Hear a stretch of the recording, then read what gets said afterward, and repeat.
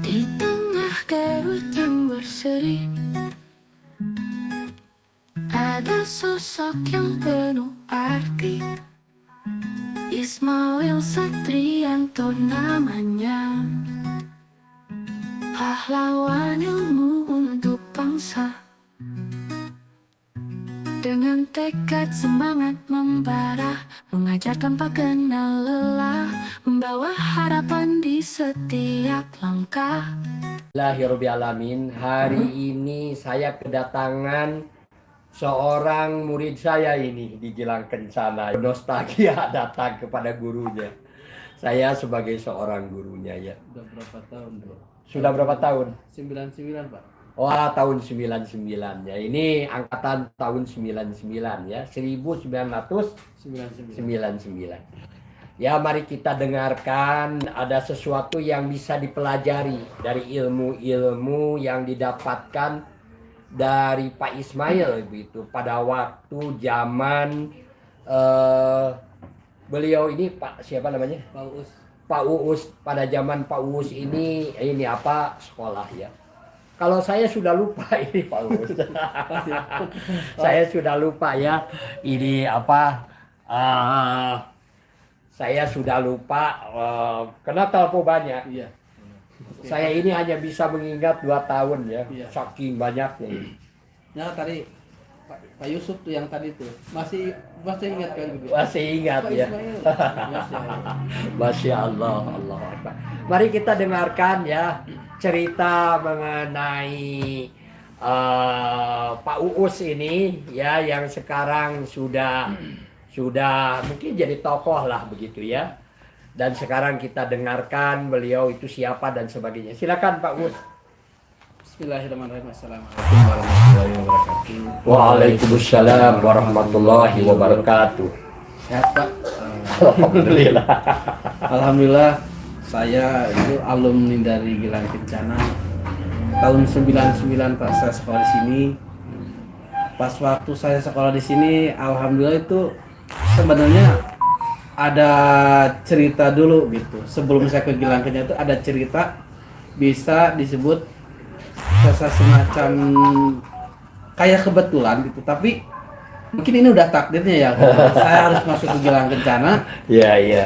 Dengan sababiahnya itu saya itu naik angkot lagi mencari sekolah yang otomotif.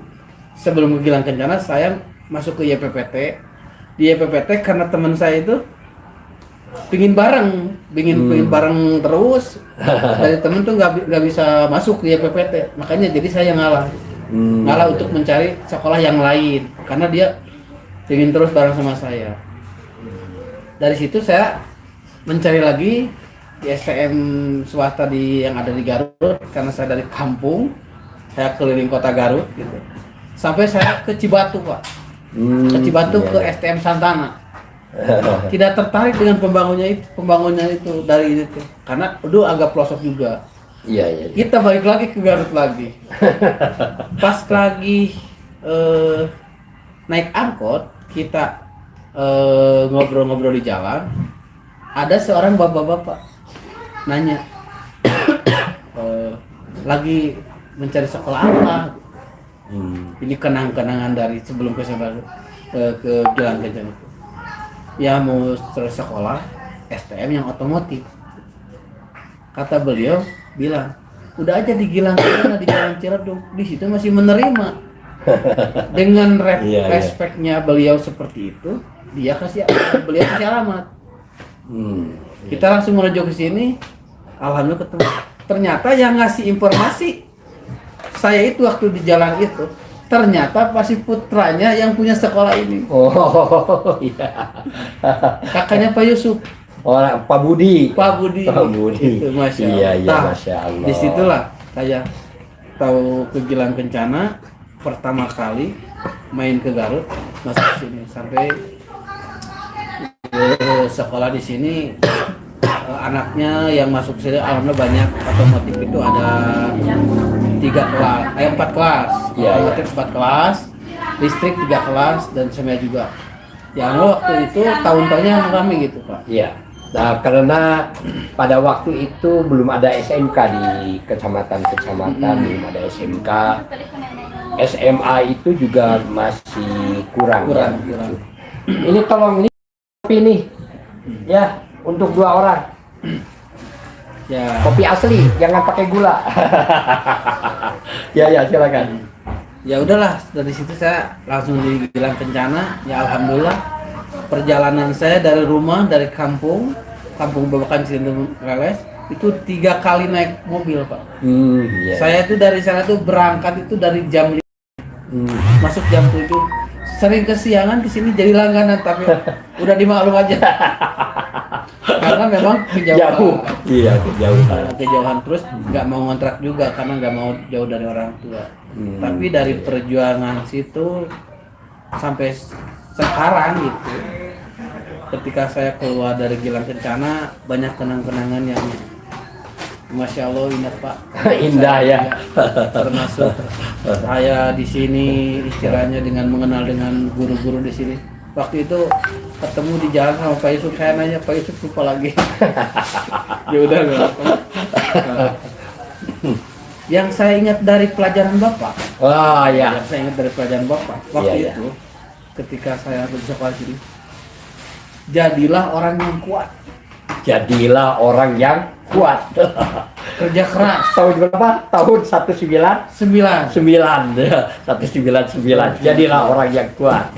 Dan ada kata-kata yang istilahnya berjalanlah lebih cepat, sepertiga lebih cepat daripada orang lain. Ya itu berjalanlah. Itu yang masih teringat dari pikiran saya. Berjalanlah 1/3 lebih cepat dari orang lain. Ya. Itu sebetulnya ada 3 yaitu berjalanlah lebih cepat 1/3 dari orang lain. Yang kedua, kalau duduk biasakanlah duduk di depan. Iya, iya betul. Kalau berbicara, bicaralah, pandanglah wajahnya, gitu. Betul, betul. Ya, sekarang diingatkan lagi. Tapi itu berjalanlah 1/3 lebih cepat dari orang lain, begitu. Itu sebetulnya ada dalam buku Berpikir dan Berjiwa Besar. Lalu buku Berpikir dan Berjiwa Besar itu ada 3, memang itu apa? Dalam buku itu adalah berjalanlah lebih cepat dari orang lain. Kalau duduklah paling depan. Kalau apa namanya? Kalau berbicara pandanglah wajahnya. Ternyata itu adalah dari ajaran Islam. Betul. Ya, di mana Rasulullah SAW kalau berjalan 1/3 lebih cepat dari orang lain. Sehingga saya sering kali memperagakan ya, Iya, bagaimana berjalan orang sukses itu. Wah, gitu ya. Ya, itu supaya kena apa teringat gitu. Kalau duduklah paling depan ya kalau ini. Ya itu memang ini. Tetapi itu banyak orang-orang sukses yang begitu ditanya, yang berkesannya itu juga salah satunya. Subhanallah, Allahu Akbar. Jadi begitu saya ingat dengan kata-kata itu ya Pak ya, karena mungkin kalau dulu kan kita masih muda gitu Pak ya, Iya betul. masih belum berpikir dewasa, bijak, belum gitu. Ketika kita berjalannya waktu keluar dari Gilang Kencana, kita mengenal dunia luar, bekerja di luar, ketemu dengan orang-orang luar, ternyata oh begini gitu, kehidupan di luar itu seperti ini. Terus sedikitnya kita tuh belajar dari segi agama juga Pak. Jadi begitu kata-kata berjalan lebih cepat 1/3 daripada orang lain, ya itu baru tahu bahwa itu sunnah Nabi Sallallahu Alaihi Wasallam. Gitu. Masya Allah kata saya. Itu ceritanya begini. Lama dulu. banget itu. Iya. Terbongkarnya. Terbongkarnya. Tapi ceritanya begini. Dulu pada waktu zaman Eropa lagi tidak karuan begitu. Jadi Eropa itu pernah mengalami zaman kegelapan. Pada waktu itu datanglah Islam, ya, terutama Turki ditundukkan begitu dan sebagainya, sehingga negara Prancis itu menjadi negara Islam, ya. Termasuk Inggris itu adalah negara Islam dan sebagainya. Nah, maka ajaran dari Rasulullah SAW itu ya, nah ini ajaran dari Rasulullah SAW itu itu tercermin dalam buku Berpikir dan Berjiwa Besar. Ya, sehingga Agim itu digunakan buku itu, dan oleh Agim itu diberikan dalil-dalilnya begitu. Jadi kalau kita lihat dari mana ini Agim ini sumber ininya begitu, ternyata itu dipengaruhi juga oleh buku Berpikir dan Berjiwa Besar, lalu diperkuat oleh dalil-dalil agama. Memang itu menjadi hal yang luar biasa ya. Termasuk Agim juga jadi orang luar biasa ya. Cuman itu buku itu oleh saya sekarang sudah dibeli sekitar 24 kali, buku Berpikir dan Berjiwa Besar itu, dan 24 kalinya selalu hilang karena orang-orang yang tinggal di rumah ini kalau sudah baca buku itu, kalau dia pulang ke rumahnya mau disimpan lagi, saya gini gitu di bawah aja. Dimiliki. Ya, dimiliki itu. Subhanallah, Allahu Akbar itu. Silakan, ada lagi yang berkesan apa lagi nih? Ya, Supaya jadi pelajaran ya. jadi pelajaran ya, betul. Ketika mungkin itu dasar-dasar dari perjalanan saya keluar dari Gilang Kencana gitu ya, itu kan masih teringat gitu kata-kata seperti itu. Ketika kita bisa di luar sana itu banyak bisnis gitu kan, misalkan ada bisnis multi level, bisnis ini itu ternyata satu jalur Pak itu. Kata-kata itu satu jalur Pak. Kita harus kerja keras, itu sesuai dengan istilahnya di bisnis multi level. Makanya saya ketika flashback ke belakang gitu ya, mengingat kata-kata Bapak itu, mungkin dulu kita itu sebagai anak kayak gimana gitu, tapi ternyata kerasannya memang udah kita udah merasa berpikirnya bijak, dewasa gitu ya, ketika kata-kata Bapak seperti itu. Dan alhamdulillah waktu itu saya keluar dari sini, saya belum pernah kerja kemana-mana. Dari keluar dari sini saya langsung bekerja di satu perusahaan. Oh iya. Sampai sekarang.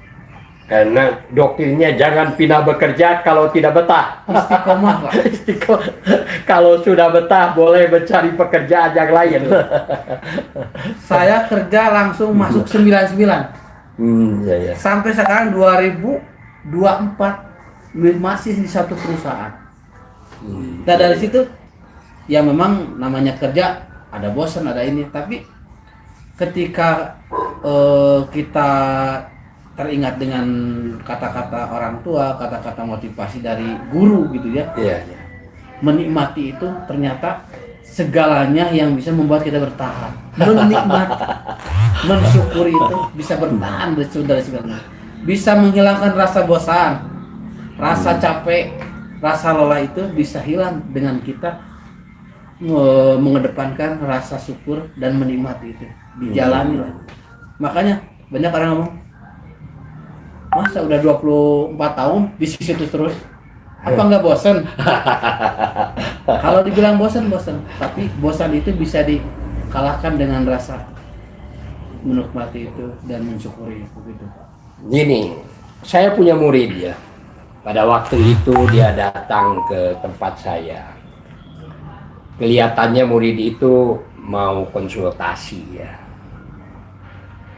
Dia mengatakan begini, Pak, saya memang Bapak seperti Bapak ketahui, Bapak saya ini sudah bekerja di pabrik. Ya, tetapi saya tidak betah. Ya, saya tidak betah. Lalu saya tanya, kenapa kamu tidak betah? Begitu. Wah, banyak yang membuli Pak, banyak ini, banyak itu dan sebagainya. Lalu pada waktu itu saya tanya, jadi keinginan kamu apa sekarang? Ya saya mau pindah Pak. Tak kala saya mendengar dia mau pindah, saya tempeleng itu 2 kali. Karena dulu lagi galak gitu. Lalu dia mengatakan, astagfirullahaladzim, apa ini Bapak menempeleng saya sampai keras begini gitu. Kamu ini bagaimana? Baru segitu saja ditempeleng sudah kelabakan. Apa kamu tidak lebih keras apabila ditempeleng oleh kehidupan kamu? Jadi saya harus bagaimana Pak? Kata saya, kamu jangan pindah bekerja kalau kamu tidak betah. Kalau kamu sudah betah, baru engkau beranjak kepada pekerjaan yang lain.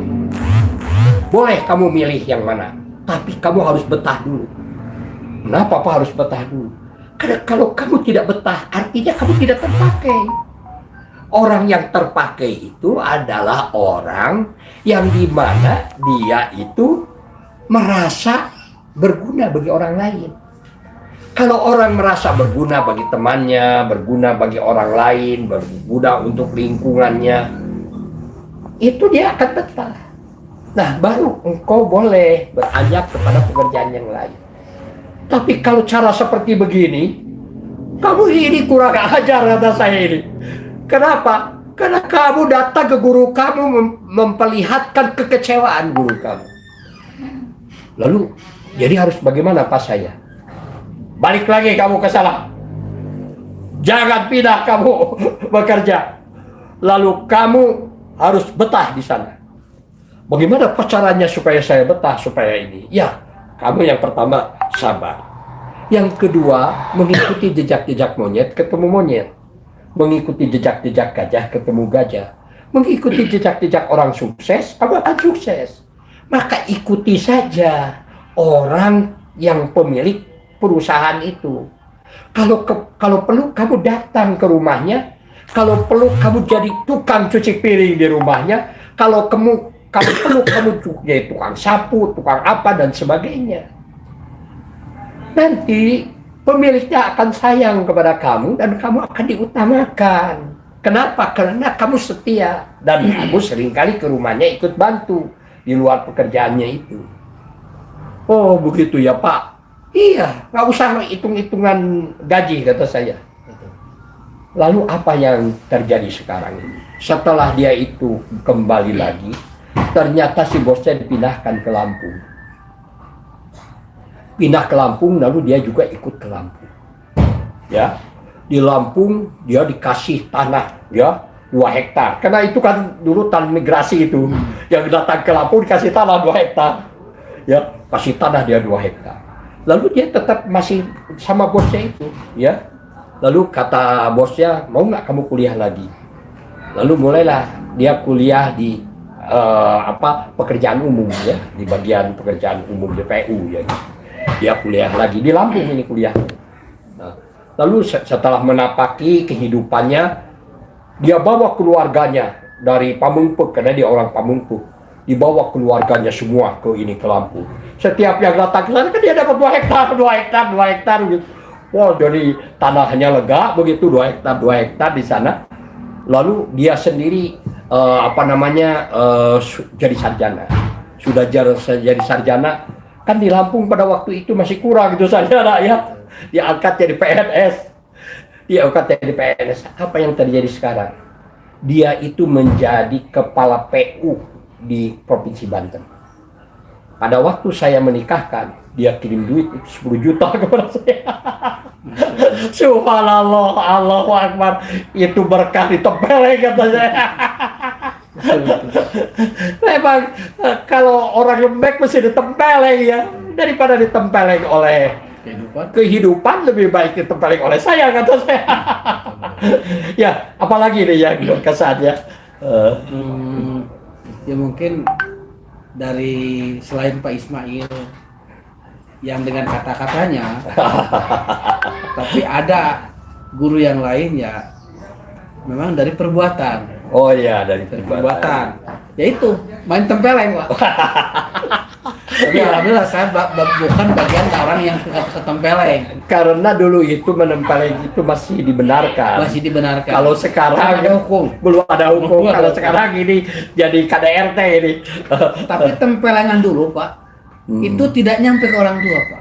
Tempelengan dulu malah itu jadi motivasi. Iya. Bahkan ketika saya pernah satu kali tempeleng dari kesalahan orang lain, saya berpikir lagi. Saya kena tempeleng karena kesalahan orang lain satu yang tidak ada kesalahan itu, makanya semuanya ketempeleng. Tapi makanya dari situ berpikir, kok bisa ketempeleng padahal kita nggak salah. Karena di situ tidak ada yang bertanggung jawab. Ini masih di Gilang Kencana. Tapi itu tidak membuat kita sakit hati. Iya, itu. Tidak sakit hati. Asli, tidak sakit hati. Bahkan ketika kita seperti itu ngelihat ada orang yang gitu, kita sudahnya ketawa. Iya, Pada iya. ketawa semua. Makanya tempelengan dulu dengan sekarang beda, Pak. Beda. Kalau dulu tempelengan dulu itu bisa membuat orang jadi kuat, bisa jadi orang termotivasi untuk maju, untuk berubah. Ya, Ingat ya. dengan kata-kata dulu. Kalau sekarang tempelengan itu bisa jadi baper. Maksudnya karena hukum, Pak. Karena hukum. Nah, itu Iya, iya, itu iya. perubahan zaman dulu dengan sekarang itu. Makanya pendidikan dulu itu lebih apa ya? Lebih berbobot kalau menurut kita. Kalau berbobot itu karena pendidikan dulu itu berkarakter. Jadi ada karakter keikhlasan guru, ada karakter keinginan memajukan siswa itu betul-betul luar biasa. Dan orang yang belajar itu bukan orang sembarangan. Bayangkan, ini dari Leles, Pak Uus ini dari Leles. Ya, dari Lelesnya juga Di kampung ya, Pak? kampung. Wah, dengan susah payah kan 3 kali naik mobil. 3 kali naik Berangkat dari mobil. jam 5. Artinya kan benar-benar ingin belajar. Dan begitu juga yang lain juga sama itu. Jadi tidak ada wajib belajar pada waktu itu, sehingga orang-orang yang belajar ke sebuah sekolah itu keinginan sendiri ya, keinginan yang luar biasa dari dorongan dari batinnya itu. Betul. Dan pengaruhnya belum seperti sekarang gitu. Sekarang Pak Paus begini, sekarang udah usia berapa? 44. 44 ya, masih muda ya. Coba tanyakan kepada saya yang dibutuhkan untuk masa depan Pak Uus. Mau bertanya apa nih? Hari ini ke depan. Dengan usia saya 44 tahun, Iya. punya anak 4. Alhamdulillah rencana ini 3 anak sekolah pesantren semua. Iya. Jadi kita punya rencana ke depan punya pesantren, Pak. Ini Pak Uus. Hakikatnya sekolah itu sekarang ya hanya lembaga sertifikasi saja. Sebaiknya kalau Pak Uus punya anak tidak mengandalkan ilmu di sekolah. Ya. Karena sekolah itu menjadi lembaga sertifikasi saja. Yang penting anak itu punya sertifikat. Punya kompetensi yang diakui oleh negara begitu ya. Tapi kalau kita sekarang mengandalkan ilmu di sekolah, menurut saya sudah ketinggalan. Ya, sudah sangat ketinggalan begitu. Kecuali kalau sekolah sekarang memperbaharui cara berpikir, kurikulumnya dan sebagainya. Sekarang ada kurikulum merdeka begitu ya.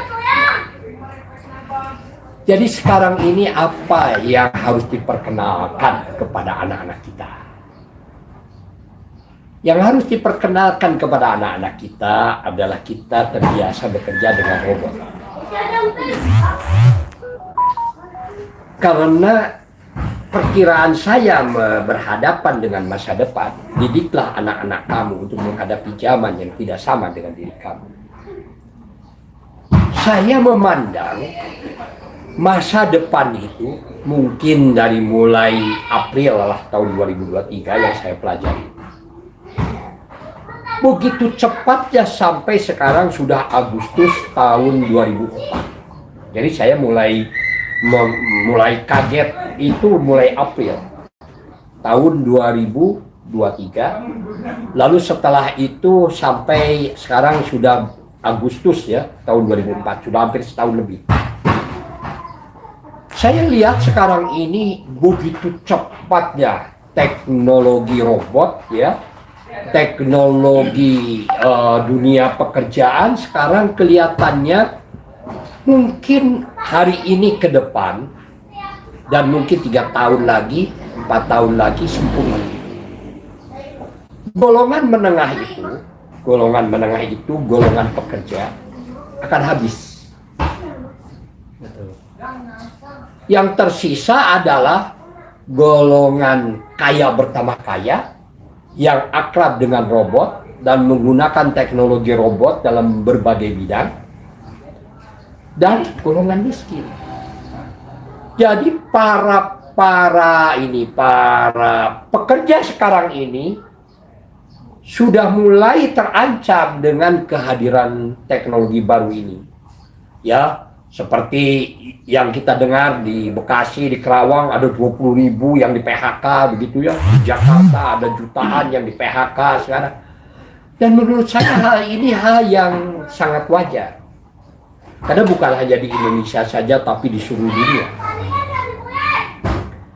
Maka itu apa yang terjadi sekarang ini? Yang saya lihat ya, musisi, orang yang membuat lagu itu kan biasa dibayar 40 juta, 20 juta itu untuk membuat satu lagu itu. Sekarang tidak. Karena sekarang ada teknologi Suno namanya ya. Ada Suno, ada audio dan sebagainya, dan bukan hanya satu. Itu orang dengan mudahnya membuat lagu. Jadi seperti saya nanti kalau Pak Uus buka Abu Ismail Akika, itu lagu-lagunya semua lagu robot itu. Tapi indahnya luar biasa ya. Kok bisa ya kreativitas manusia digantikan oleh robot? Itu yang kedua. Yang kedua, artis juga akan hilang. Artis itu akan hilang. Kenapa?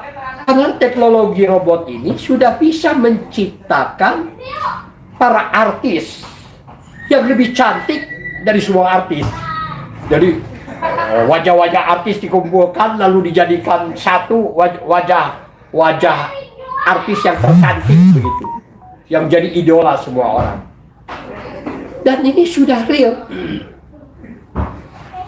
Ya, sudah real itu begini. Kalau dia itu dibuatkan videonya, video pendek ya, itu seperti real saja, seperti ada begitu. Sudah hilang. Ketiga ya, pada waktu saya sakit itu mau diperiksa ke dokter kulit, karena saya mendapat rekomendasi dari poliklinik ini harus diperiksa ke dokter kulit. Ini di rumah sakit Hasan ini, rumah sakit Dr. Slamet Garut ini. Ya. Saya tidak terpikir bahwa sudah terjadi perubahan. Saya dari sini seperti biasa ya, berangkat saja ke ini.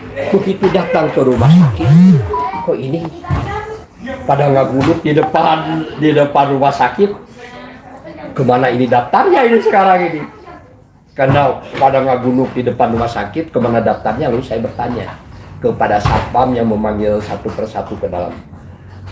Pak, kalau saya sekarang harus daftar kemana? Mohon maaf, sekarang ini kami tidak menerima pendaftaran tidak melalui online. Astagfirullahaladzim. Itu banyak orang sakit di sana. Ada yang dari Malangbong, ada yang dari Cidatar, ada yang dari Lurigoong, dari yang jauh-jauh itu sudah tua-tua. Online lagi. Online ini. Ya, saya online lagi. Jadi saya harus kemana ini? Lalu coba ini bisa nggak kita daftar sekarang begitu? Itu jadi sudah penuh ininya. Akhirnya saya pulang lagi, disuruh pergi ke sana, malas juga saya. Kenapa? Karena ada dunia yang sedang berubah. Kalau kita datang ke poliklinik yang sederhana gitu, itu juga sama. Ke poliklinik itu kita daftar, itu si dokter itu di depannya ada laptop ya. Kalau sudah selesai meriksa, dipencet. Pasien nomor 22 atas nama Agus, silakan masuk ke dokter Utbainah. Gitu. Jadi tidak ada lagi tuh yang namanya apa? Resepsionis yang memanggil-manggil itu, yang petugas poliklinik. Itu saya perhatikan ini berapa ribu orang sekarang poliklinik di Indonesia dan berapa yang kehilangan pekerjaan. Jadi dunia sedang berubah. Siapa-siapa orang yang tidak bisa berubah akan dimakan oleh perubahan. Dan dunia robot ini luar biasa. Dan saya kebetulan setiap hari saya mempelajari ini. Ini streaming ini adalah jawaban dari dunia robot itu. Streaming ini, oh saya ini harus masuk ke dalam dunia yang sama seperti ini, ya. Ada dunia streaming itu. Lalu di dalam dunia streaming ini nanti ada lagunya, ada ininya dan sebagainya. Kalau dulu kita ini kan mau nonton film ya, zaman kita ya nonton film tuh kan ada di Cikuray gitu ya. Ada di mana? Di bioskop Sumbersari gitu. Itu kan alatnya besar sekali. Alat proyektornya itu ya. Oh begitu. Kalau kita nonton film itu pakai proyektor seperti itu. Luar biasa. Kalau kita mau buat video seperti sekarang ini, kita buat video itu kan harus dibuatkan naskahnya saja ininya. Itu habis 8 juta sampai 12 juta. Kalau kita mau buat video. Kalau mau masuk TV, ya sekitar 22 jutaan habis lah. Ya kalau mau masuk TV itu. Subhanallah, Allahu Akbar. Sekarang ini saya punya TV sendiri. Namanya Abu Ismail Akika. Namanya juga aneh. Tapi itu TV saya. Saya bisa nonton langsung di televisi saya. Dan saya bisa nonton di HP saya, yang lain juga bisa nonton di HP saya, tinggal ketik Abu Ismail Akika, ya. Dan ini luar biasa. Orang promosi, kalau dulu kita ini sebagai pengusaha, ya, apa yang didahulukan oleh saya? Kartu nama. Setiap ketemu bagi gitu ya, apa namanya? Kartu nama itu. Subhanallah, sekarang sudah tidak perlu kartu nama. Sekarang adalah nomor handphone. Maka itu di nomor handphone saya itu sudah ada 17.800 nomor. Ya, perkiraan saya baru bisa sejahtera dalam kehidupan saya apabila saya memiliki nomor handphone sebanyak 30.000 nomor handphone. Saya bisa sejahtera. Kenapa? Karena saya bisa promosi rutin. Kan promosi paling sehari 100 orang 150. Nah, kalau 100 orang 150 untuk dalam sebulan paling kan 3.000 baht. Kalau saya punya 30.000 kan saya terus bisa sampai ke nanti kalau sudah habis balik lagi ke awal kan tidak akan merasa bosan orang itu karena dikirim oleh kita ini, tetapi kita bisa bersilaturahmi dengan ribuan manusia. Jadi zaman sudah berubah. Dan sekarang ini kalau orang mau berbisnis itu sudah harus berpikir, saya harus berbisnis ekspor dan impor. Tidak lagi perdagangan di dalam negeri, tapi harus dipikirkan bagaimana perdagangan ini sudah menyangkut ke perdagangan luar negeri. Maka itu orang-orang yang tinggal di rumah saya, ada 43 anak ini, semua didorong untuk bekerja di luar negeri. Nanti mereka itu dibekali oleh saya legalitas PT. Memang dia bekerja pada awal mula, tetapi dia sedang mencari jaringan perusahaan yang bisa kerjasama dengan Indonesia. Dia kerja di orang lain, PT, tapi dia sudah jadi pemilik PT. Kalau tidak terpakai, simpan saja di rumah. Tapi kalau ada peluang dan kesempatan untuk ekspor dan impor antara Indonesia dengan negara di mana pegawai itu ada yang tinggal di tempat saya, kita sudah bisa melakukan transaksi ekspor dan impor. Jadi kita sudah jauh ke depan bagaimana saya harus mengantisipasi zaman yang tidak sama dengan diri kita. Dan ke mahasiswa juga saya kebetulan jadi dosen ya. Tapi saya juga melatih anak-anak itu, jadi di Staidah Muhammadiyah itu, kamu harus bekerja di luar negeri. Tapi kamu bekerja di luar negeri, kamu harus punya legalitas sebelum mendatang ke luar negeri. Kamu harus punya legalitas yang punya jaringan dengan Indonesia. Sehingga kalau kamu ini mendapat peluang dan kesempatan untuk melakukan ekspor dan impor. Karena apa yang tidak ada di sana banyak di Indonesia. Apa yang tidak ada di Indonesia banyak ada di sana. Itu bisa ada transaksi perdagangan. Nah inilah yang saya pikirkan. Jadi ini berbeda dengan paradigma saya jadi guru dulu ya. Ayo, mau bertanya apa? Kaget juga ya. Ya mungkin sekarang untuk melangkah ke depan, ya karena kita punya rencana, ya seperti tadi minta mohon bantuannya, ya kita kan punya rekan yang mau itu, yang mau bikin sekolah itu gitu. Mungkin nanti ya minta masukan ya untuk bagaimana itu langkah-langkah yang ditempuh sebagai kayak pengurus yayasan atau sekolah itu, karena memang kita itu baru pertama kali gitu seperti ini. Mungkin Bapak udah lebih pengalaman bagaimana tahap-tahapnya itu. Karena kita sekarang ada rekan dari dua orang ini gitu ya. Ya alhamdulillah gitu. Mereka itu yang satu kepala sekolah, tapi ini di sekolah PGRI umum di Kejuruan. Ini alhamdulillah udah bekerja sama dengan PT-PT Pak. Jadi beliau itu sekolahnya tuh bekerja sama dengan PT. Anak sekolah yang di situ tuh kalau seandainya ada pembuatan apa gitu, itu langsung masuk ke pabrik. Bahkan kalau seandainya anak yang keluar dari situ kalau mau kerja langsung diterima di pabrik itu. Allahu Akbar. Nah, yang tadinya itu saya mau disandarkan ke sekolah ini gitu. Boleh. Tadinya gitu. Iya, boleh saja. Tetapi konsepnya begini ya. Saya ini di sini di rumah ini ada 43 anak yang kurang mampu. Mereka itu memang tidak dibantu oleh orang tuanya. Karena tidak mampu ya. Bukan berarti orang tuanya tidak boleh membantu, boleh, memang kewajiban orang tua membantu anak. Ya, tetapi mereka tinggal di tempat kami ini memang kurang mampu orang tuanya.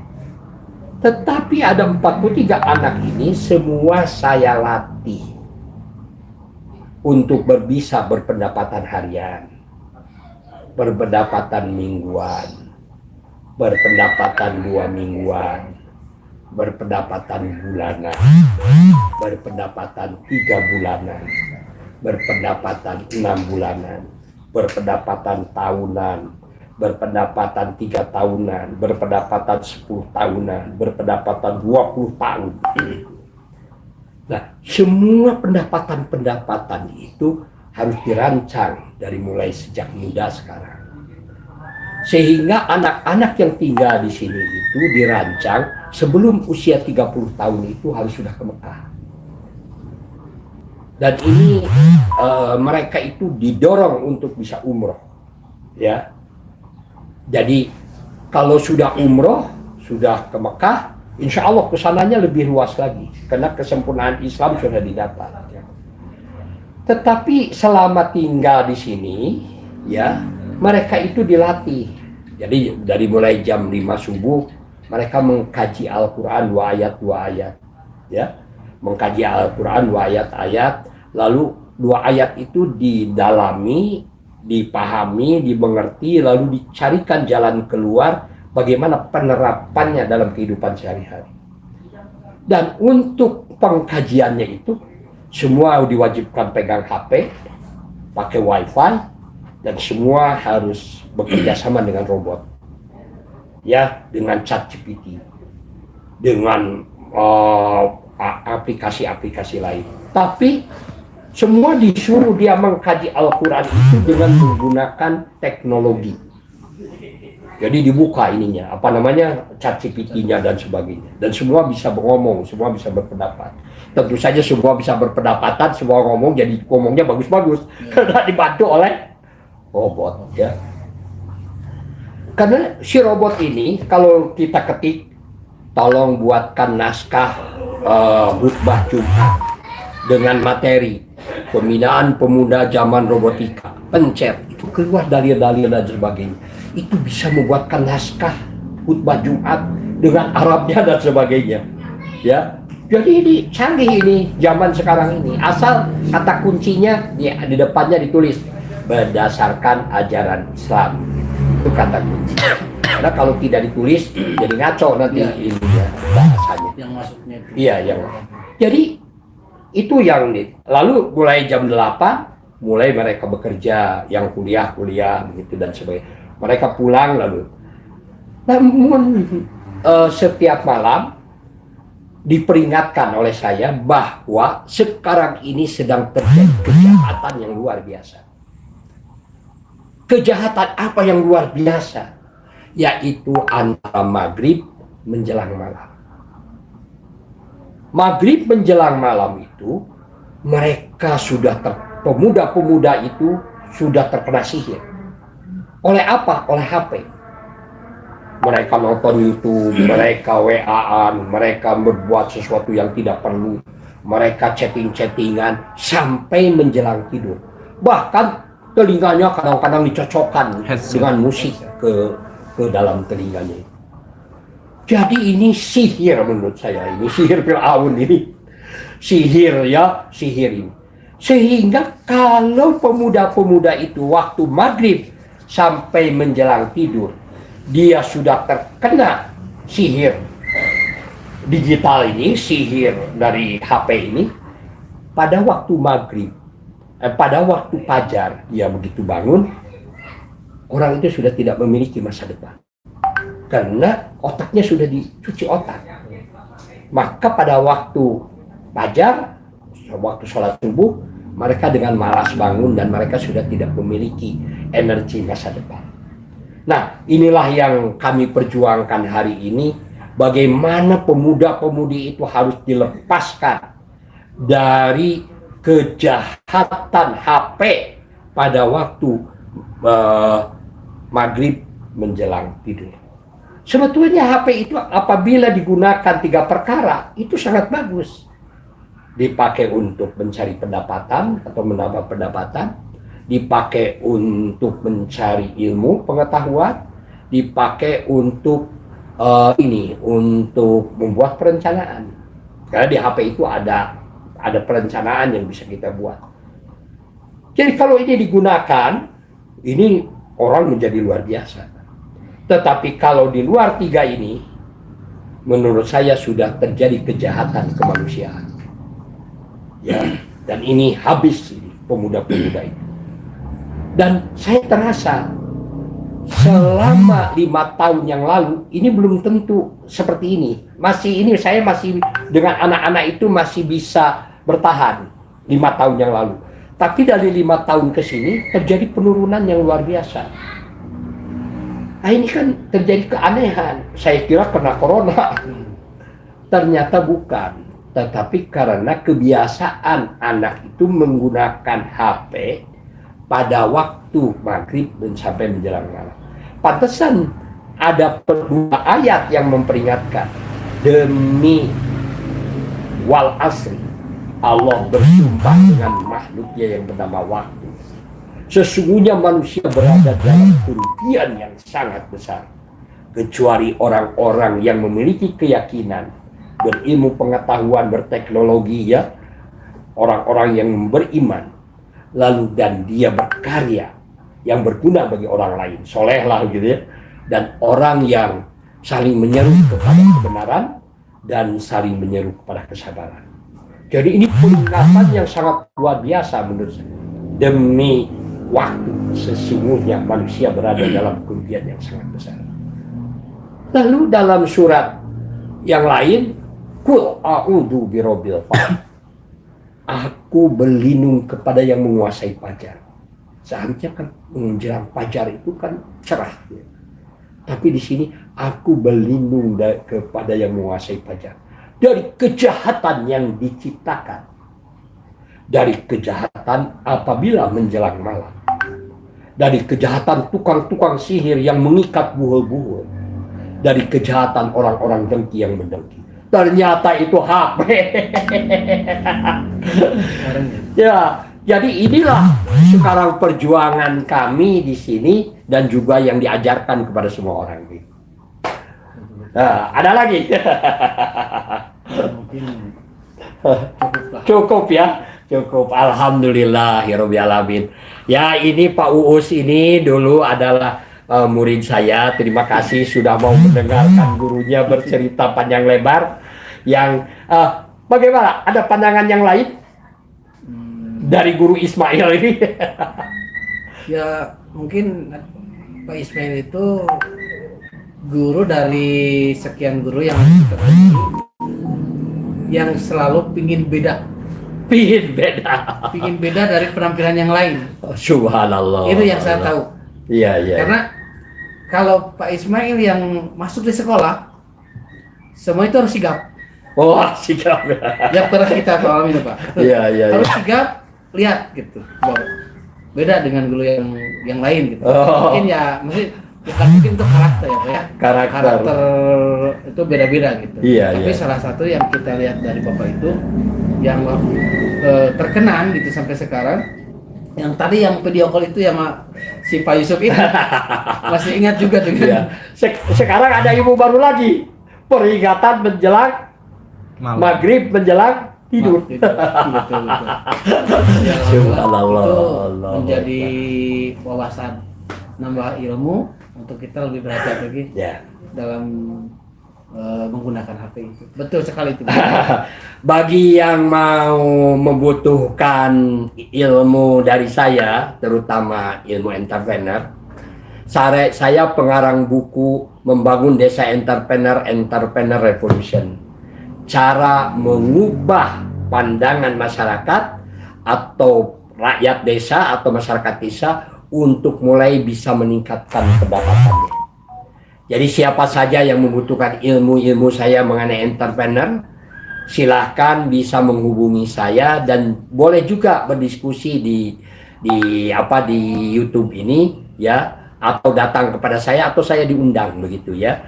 Baik kepada pertemuan-pertemuan pemuda, pertemuan-pertemuan guru, pertemuan-pertemuan para pengusaha dan sebagainya, silahkan. Saya siap ya. Saya adalah orang yang konsisten mempelajari ilmu bagaimana cara meningkatkan pendapatan pada zaman sekarang dan untuk masa yang akan datang. Itu saja. Sekian, terima kasih kepada Pak Uus. Bisa bersama Ismail Satrianto Angga Praja. Wassalamualaikum warahmatullahi wabarakatuh. Waalaikumsalam. Terima kasih Pak Uus.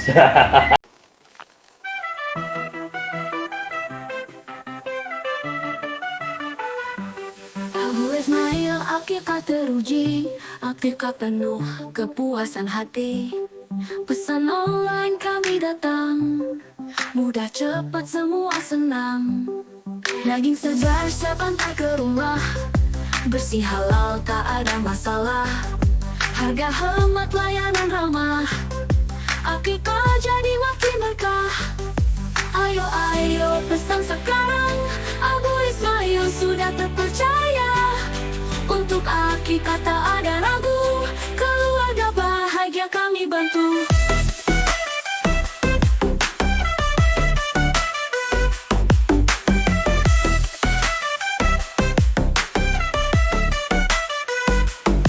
Pilihan paket sesuai selera, ayam kambing semua ada. Ikuti sunnah dengan mudah, bersama kami semua indah. Kami hadir di setiap kota, demi kebahagiaan kita semua. Pesan online cepat saja, Abu Ismail selalu ada. Ayo ayo pesan sekarang, Abu Ismail sudah terpercaya. Untuk akikah tak ada ragu, keluarga bahagia kami bantu.